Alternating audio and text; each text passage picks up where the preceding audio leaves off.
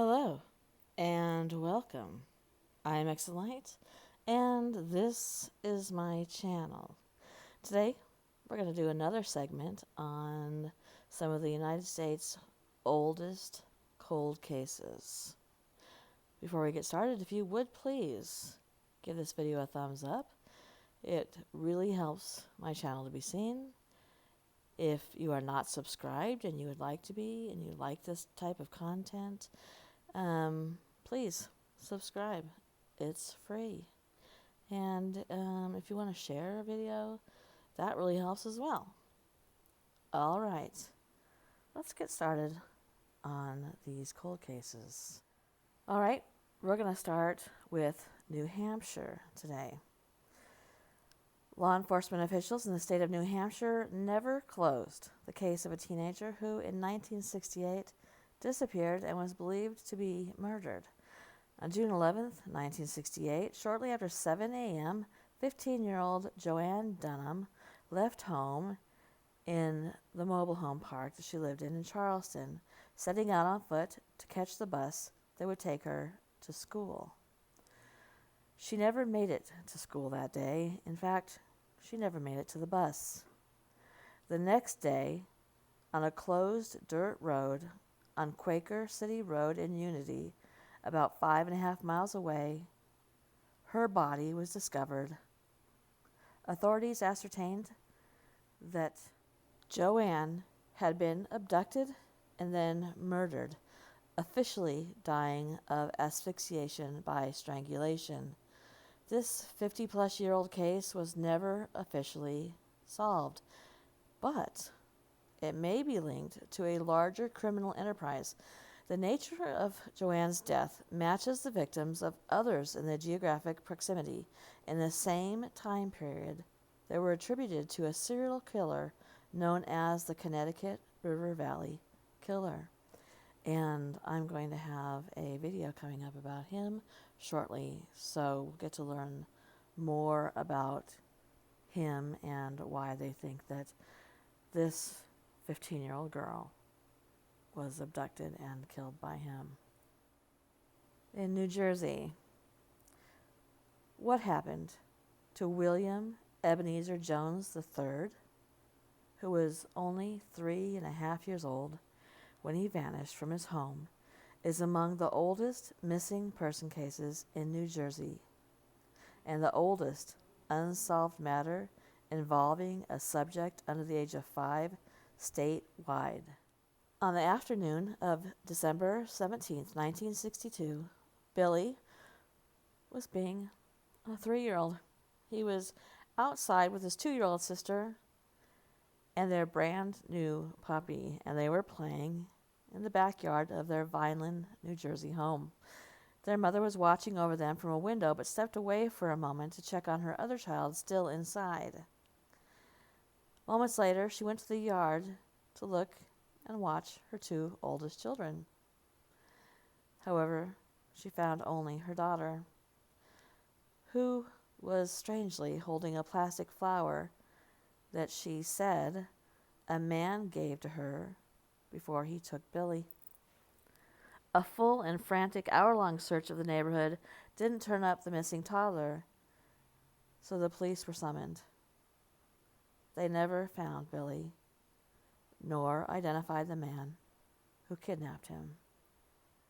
In Taos, New Mexico, a federal marshal discovered a shockingly grisly crime scene in the sprawling 19-room Spanish hacienda-style estate of 70-year-old Arthur Manby on July 3, 1929.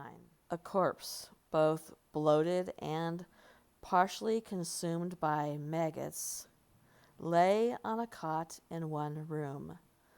The body had been separated from its head, which the authorities discovered in a completely different room of the house. In this case, any number of Taos residents could have been responsible for the decapitation-related death of Manby, who emigrated from England in 1883 and was soon thereafter regarded as the most hated man in town. The result of his tendency to swipe people's land and make sketchy deals for property, mines, and water rights, reportedly thanks to his connections with crooked state-level politicians. At the time of his death, he was facing dozens of civil lawsuits and criminal charges for his allegations. His body was discovered by a marshal serving him with a new lawsuit. Manby was perceived as such a shady individual that some locals didn't think the body was even his, rather that he'd staged a crime scene and ran away. Still, no murderer was ever apprehended. He sounds like a sweet guy, doesn't he? Love it. Now we're going to go to New York. On a snowy day in February 1970, 2 children in the upstate community of West Saugerties, New York, took to sledding.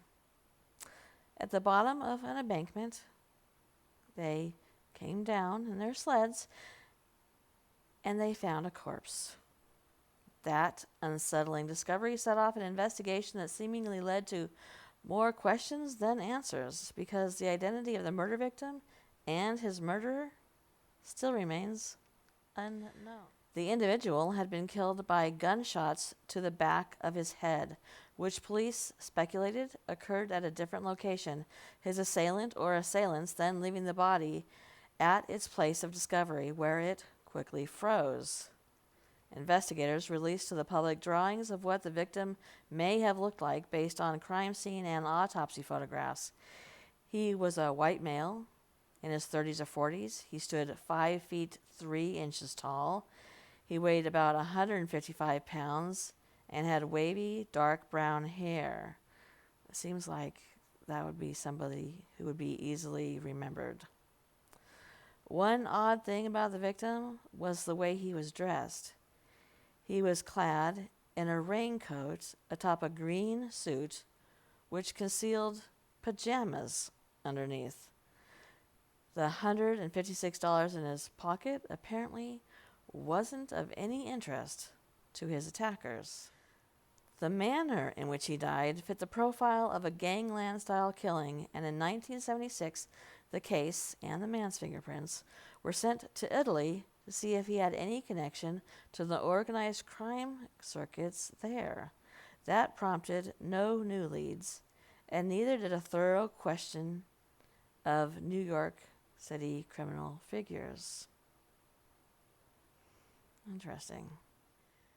And in North Carolina, in the summer of 1965, 21-year-old Sue Ellen Evans transferred to the University of North Carolina in Chapel Hill. She was hoping to get some extra college credits taken care of before the beginning of the fall term. Around noon on Friday, July 30th, Sue Ellen met with a friend at campus landmark, Rotunda, the Old Well. Then she spoke with a professor in Alumni Hall, and then planned to stop by her room in the Cobb Dormitory Residence Hall because she was packing for a weekend trip home. Sue Ellen took a shortcut through the Coker Arboretum, and just as she was about to emerge from the exit, witnesses say that they saw a man grab her from behind and violently pull her into the bushes. Sue Ellen screamed out and fought off her attacker, alerting a passing student and a nun to come help her. Their arrival and Sue Ellen's tenacity scared off the man, and he ran away. Asked if Evans was hurt, she answered that she was not, explaining that the assailant had unsuccessfully attempted to assault her. Then she said she felt faint, and she collapsed and died as a result of a slashed throat and a stab wound to the heart. Local police, with the help of the North Carolina Bureau of Investigation, picked up 5 suspects that afternoon, and after questioning, released them all without filing charges. A 200-man search of the arboretum for the knife used to kill Sue Ellen didn't produce any evidence, and the murderer was never brought to justice. Isn't it weird how several people saw this happening and it wasn't any of them who went to help? until after she started screaming. That's a weird thing about society and people's mentality, psychology. And in North Dakota, Eugene Butler was a son of a very wealthy and prominent farmer in the small eastern North Dakota town of Niagara in the early 20th century. Butler made an impression on the community, taking long walks and horseback rides in the middle of the night, screaming the whole time. In 1904, Butler was declared insane and sent to live in the state hospital in Jamestown, after claiming that all the women in town wanted to be with him and all the men in town were forcing him to go on long walks and horseback rides in the middle of the night. Butler wasn't heard from much after he was hospitalized, and he died in October 1911. All right, well, you'd think that would be the end of it, right? No. Butler would make headlines years after his death. In June of 1915, workmen excavating outside and under Butler's former home made a horrific discovery. They found 6 bodies, stripped of their clothing, their skulls crushed and cracked, and sent to their resting place via a hidden trapdoor inside the house. Investigators later determined that 5 of the victims were a family, all killed at one time, and the 6th victim was an adult male murdered at a different time.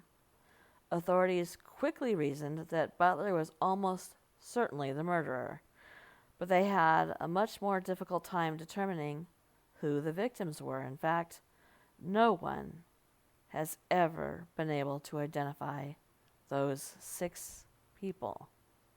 A whole family goes missing, 5 of them.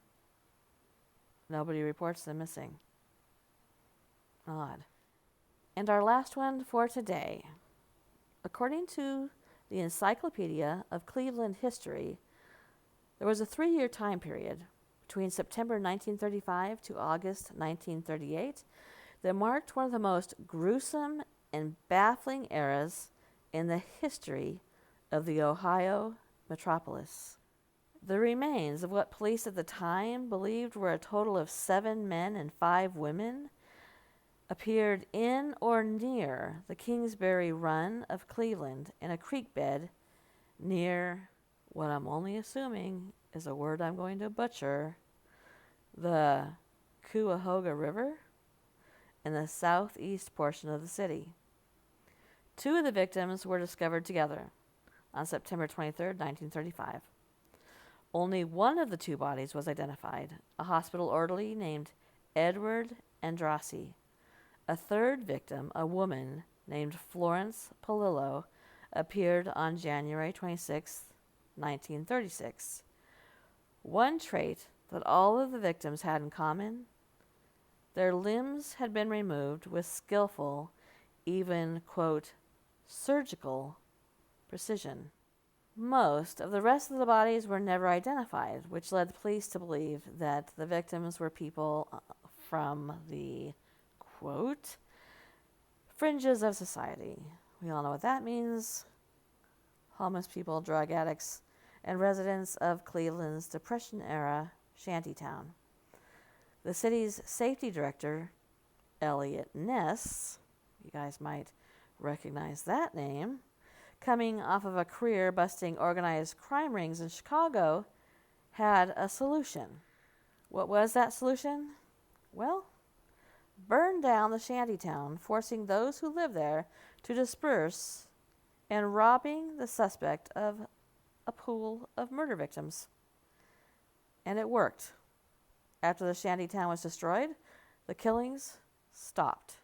Frank Dolezal, a suspect in the so-called Torso murders, confessed to the murder of only Polillo, but committed suicide before his trial.